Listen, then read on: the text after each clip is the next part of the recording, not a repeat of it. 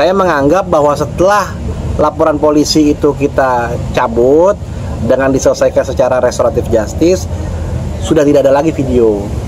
Karena yang mengancam itu kan memiliki video dengan ancamannya.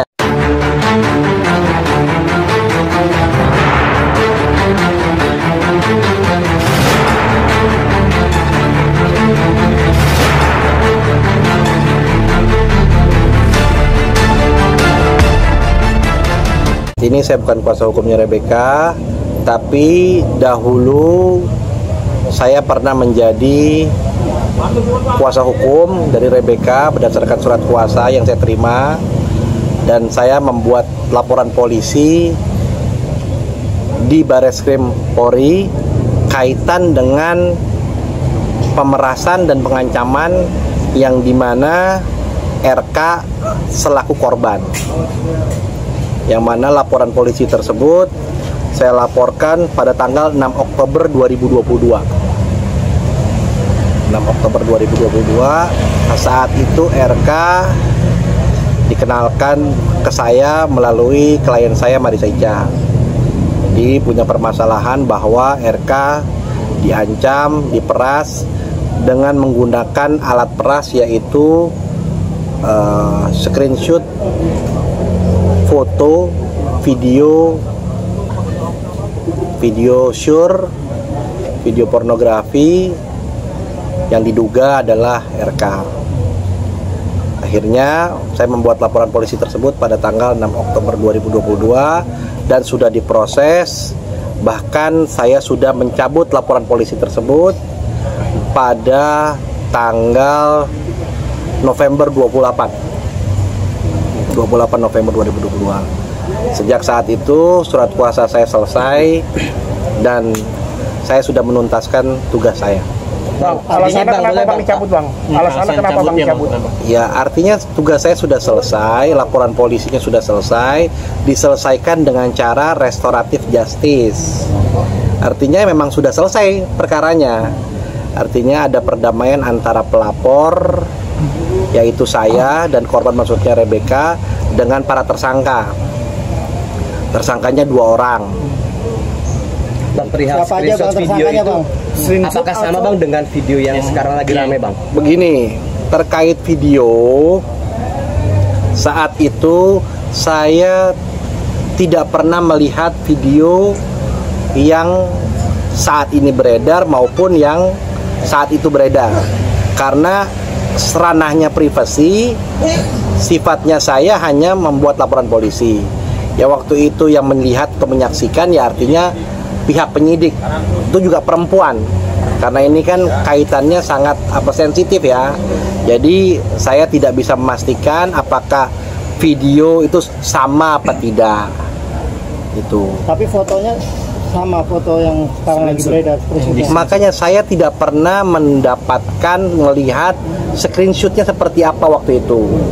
Tapi yang jelas laporan kami diterima dengan laporan tersebut, dan ternyata akhirnya diakui bahwa para tersangka ini, salah satu tersangka memiliki video tersebut.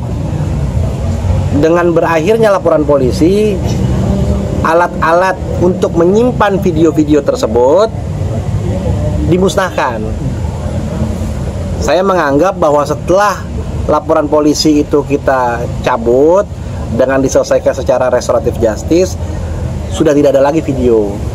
Karena yang mengancam itu kan memiliki video dengan ancamannya, tapi dia hanya memberikan screenshotnya. Seperti itu. Bang, 2 tersangkanya siapa aja Bang? Rebecca kenal juga? Rebecca satu nama tidak kenal, satu nama kenal.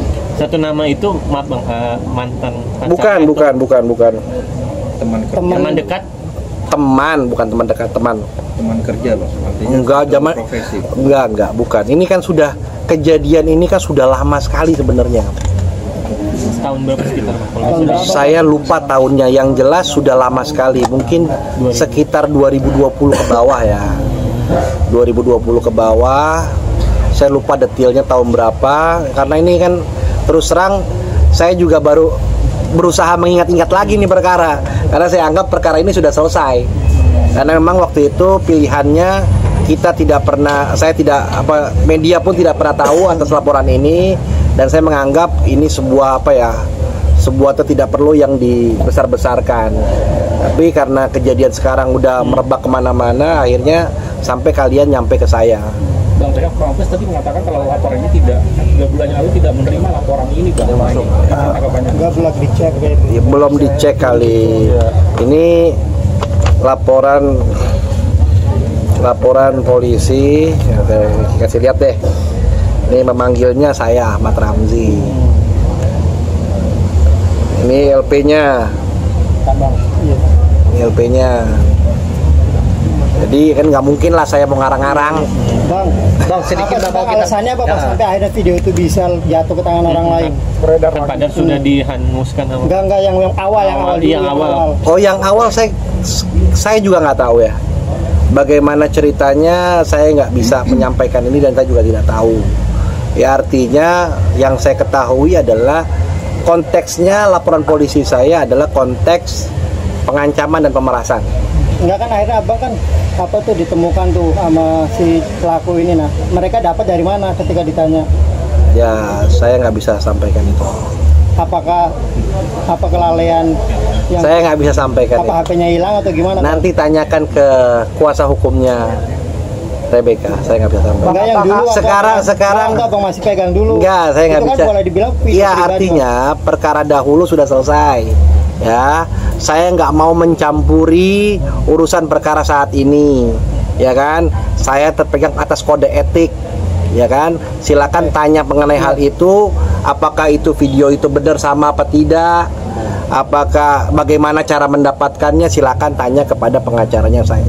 Oke, bang, kita bahas yang dulu ya, Bang. Ya. Bang, alasan pelaku mengancam itu apa, Bang? Apakah ada faktor dendam atau emang faktor keuangan? Keuangan aja, meras. Mintanya, kalau saya tanya, mintanya berapa, Bang? Nah, ini saya jawab tuh.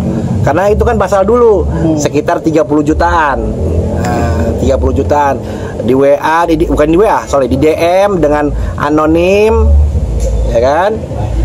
Dia ancam akan disebarkan, ya karena kekhawatiran, ya dikasih sedikit demi sedikit, sampai akhirnya mungkin RK kebingungan, akhirnya membuat laporan polisi. Akhirnya laporan polisi tersebut ditangani oleh saya. Alhamdulillah pihak Bareskrim menangani dengan baik, dengan cepat. Nggak sampai 1 bulan ditangkap pelakunya. 2 orang pelakunya ditangkap, sempat ditahan hampir 2 bulan kalau nggak salah. Bang, itu yang inisialnya LL dan RK itu berarti, Bang, yang sempat ditahan 2 bulan itu. Siapa? LL inisialnya siapa, Bang? Bentar, saya kebuka kalau inisialnya ya. Bukan. Itu bukan itu.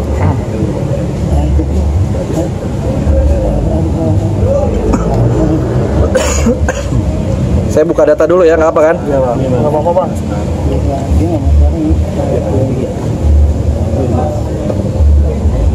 Taruh, Bang. Oke, Bang. Iya. Inisialnya 1 RFM, 1 NR. Itu yang tersangkanya ya? Tersangkanya. Laki-laki perempuan, Bang? Dua-duanya laki-laki. Tapi sempat memberikan uang gitu ke... Iya, kan pemerasan itu kan harus, tadi saya bilang 30 jutaan. Ya, artinya melalui media transfer. Ya, media transfer ya menggunakan rekening-rekening yang bisa dikatakan bodong lah, sehingga polisi akhirnya bisa menemukan siapa pelakunya. Oke, Bang. Pelaku itu dua-duanya yang pemain yang di video tersebut bukan?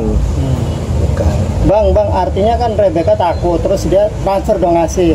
Berarti Rebecca secara langsung ngaku bahwa itu video dia, ya kan? Karena dia takut tersebar, ya kan? Gimana, Bang? Saya nggak bisa jawab itu. Tanya.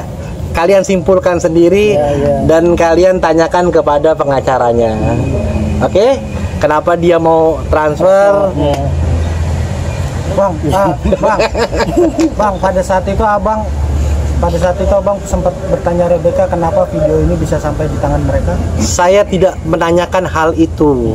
Kenapa? Karena itu hal yang sangat sensitif. Enggak, maksudnya apakah karena handphonenya hilang, dihack? Makanya saya tidak menanyakan hal itu. Ya artinya sudah terjadi. Akhirnya dia merasa perlu membuat laporan polisi, dan merasa dengan membuat laporan polisi orang yang dianggap hanya memiliki video-video tersebut selesai. Dan saya juga menganggap bahwa masalah ini udah nggak mungkin lagi tersebar. Ternyata setelah berapa bulan nih?